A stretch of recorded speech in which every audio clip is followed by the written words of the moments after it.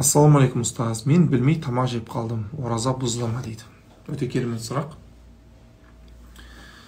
Жалпы мына оразаның күнінде тамақ білмей, ораза екенін білмей ішіп жеп қалған болса, ол адамның аузы ашылмайды. Ол адамды Аллах субханаху ва тағала қонақ еткен болып саналады.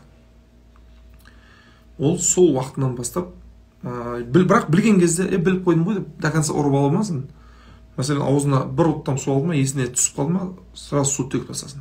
Сонымен тоқтасын. Жеп атын жұта салайын деп. Болып жатыр ғой, болмау ондай. Тоқтасын сол жерде.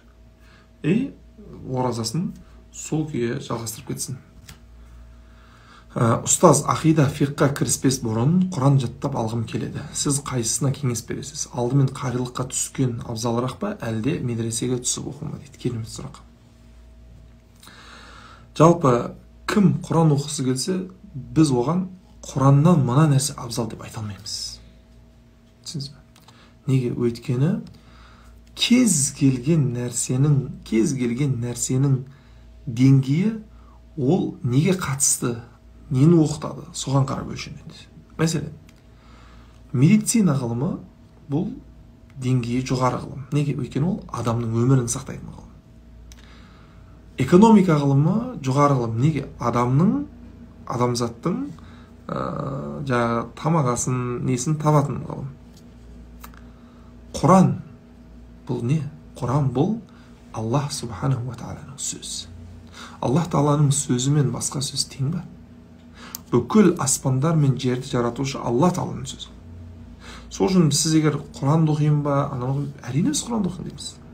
Сосын Құран оқып, Құранды егер мүмкіншілігіңіз болса, әрине. Бірақ Құранды оқуға да анағанда шамаңыз кетпей келетін болса, онда ең кемінде білім алыңыз дейміз.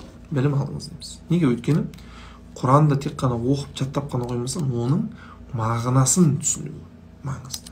Оған амал ету одан да маңызды. Соған көңіл аудару керек.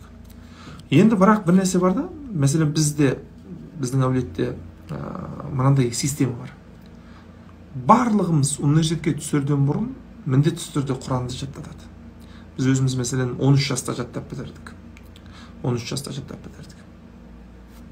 Университетке түсерден бұрын Құранды жаттатады. Неге? Өйткені адам мына ми жүйесі де бұлшық ет сияқты. Бұлшық етті шынықтыра берсеңіз, мынау ісіп мығым болып қалады ғой. Үлкенірек салмақты көтере алатын болып қаласыз. Тура сол сияқты адамның миы да сондай. Ол шынығып, жаттап шыныға беретін болса, онда мынау мидың несі қатты істейтін болады да, одан кейін кез келген нәрсені жаттасаңыз, сізге жеңіл болады. Қазір мәселен, баяғыда қандай еді, книжкаларға жазып қоятын кезде телефон нөмірлер жатқа білетінбіз, қанша адамдар. Қазір айналамыздағы ең жақын адамдарында тіпті кейбір адамдар өздерінде телефон нөмірлерін жатқа білмейді. Неге? Өйткені барлығын сотканың ішіне сақтап қойып баққандықтан, ол жатқа біле бермейді. Сол үшін миды істетпей жатқандықтан ол кете береді да артқа қарап. Миды қанша істетсеңіз, ол сонша жақсы істей береді. Ми деген сондай жаратылысы. Сол үшін Құран жаттап алатын болса, сіздің жаттау қабілетіңіз артады. Сауабыңыз молаяды. Ұстаз, қысқа жауап берсеңіз жақсы болар еді дейді. Бұлай, біз бұл жерде қойылып жатқан сұрақтарды мен білесіздер, Али деген студент бар. Али студент бар. Сол жерге қоямыз. Түсінсіздер ме? Сол үшін ол жақта егер қысқа болмайды деп жауап берсең, адамдар айтады, субханалла, түсіндірмеді мына тақырыпты дейді.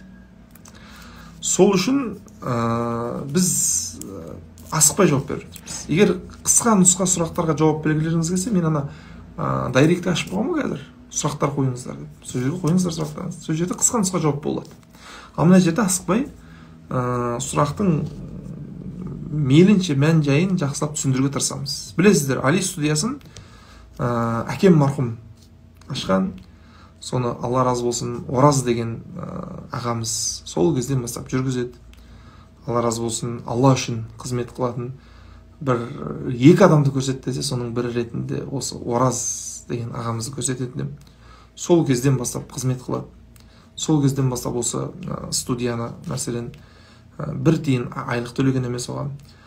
сол студияны өзі басқарып, өзі қарап, өзі соған көңіл аударып, оны мәселен видеоға түсіріп, оны қанша монтаждап, еңбек етіп, сіздерге сол үні, уағызшылардың үні жетсін деп істеп жатыр. Алхамдулилля, Аллах субханаху ва тағала ол кісінің еңбегін текке кетіріп жатқан жоқ. Қазақстандағы ең үлкен діни канал сол Али студиясы болып отыр. Қазір 733 мың, ең соңғы рет қараған кезімде, подписчиктері бар. Сондай үлкен беделді, сондай үлкен студия болып отыр. Сол үшін ол жаққа да біздер материал керек. Соған енді біз асықпай, не дейді, емін еркін сөйлеп жатқанымыз содан. Айыпқа бұйырмайсыздар, ой, созып кетті демеңіздер. Ал нелерді, қысқа нұсқа жауаптарды сол сториске саламыз. Садақа қауіп қатерден қорған бәледен пана.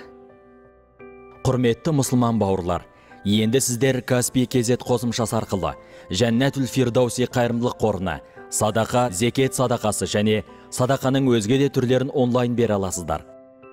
Аталған қосымшаны жүктеп, тіркелген соң төлемдер оның ішінде барлық төлемдер бағанына өтесіз. Одан соң қайырымдылық тетігін басып, Жәннәтул Фирдауси қайырымдылық қоры бағанын таңдайсыз. Әрі қарай төлем мақсатын жазып, өзіңіз қалаған соманы енгізесіз. Алла беріп жатқан жария, жасырын садақаларыңызды қабыл етіп, отбасыларыңызға береке берсін.